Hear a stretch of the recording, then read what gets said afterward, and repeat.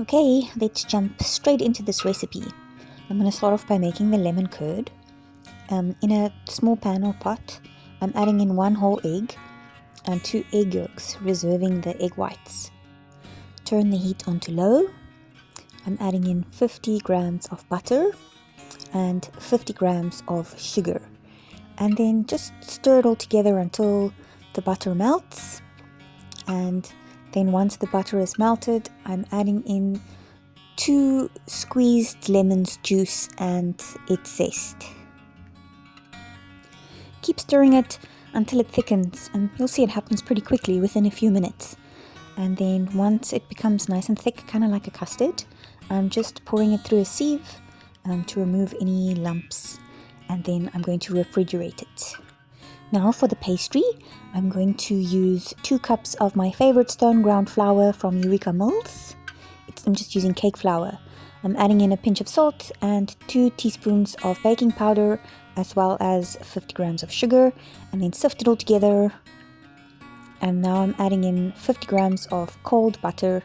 It's easy to grate it in, and then just kind of work the butter into the flour with your fingers. I'm trying not to overdo it. And then I'm adding in 3 egg yolks, and then keep the egg whites separate with the previous 2 egg whites that you've reserved from the custard. I've also added in 2 tablespoons of cold water, and then just kind of bring the dough together with your fingers. It takes a few minutes to knead it. Don't overwork the dough, you just actually want to bring it together until it forms a smooth ball. And then I'm going to cover it and refrigerate it with the lemon curd.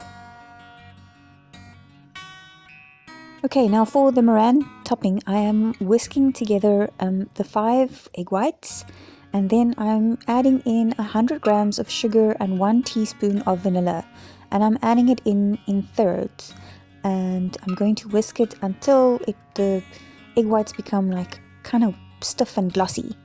I was going to add coconut to my meringue, but I realized I didn't have any desiccated coconut, so I just, in a blender, grinded up some almond, so it's going to be like an almond meringue. Okay, the dough has been in the fridge for about 30 minutes. I've taken it out, and I'm now dividing it into roughly 12 equal pieces. I've greased my muffin tray with a little bit of olive oil, and now I'm going to be filling each little muffin pan with the pastry. As you can see, they're not perfect, but I'm just a home baker, not a professional. Okay, so I'm turning my oven onto 180 degrees Celsius, and then I'm going to fill each one of my little pastry cups with about 2 teaspoons of the curd. Seems to work out.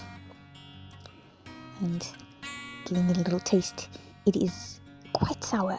I added less sugar for a reason, because I didn't want it to be too sweet, and the meringue is quite sweet. Now I'm just topping off each of my little pies with a giant mound of the almond meringue mix. I decided to make the lemon meringue in the muffin tins because I wasn't sure I was ready for the commitment of making a whole lemon meringue pie.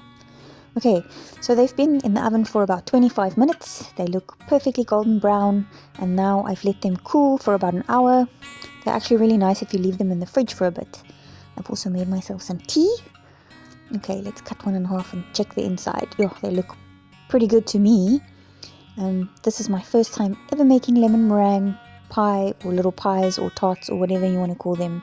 And they came out beautifully. I am so happy with them. Most of my cooking and baking I have learned from watching YouTube recipes over the last 20 years.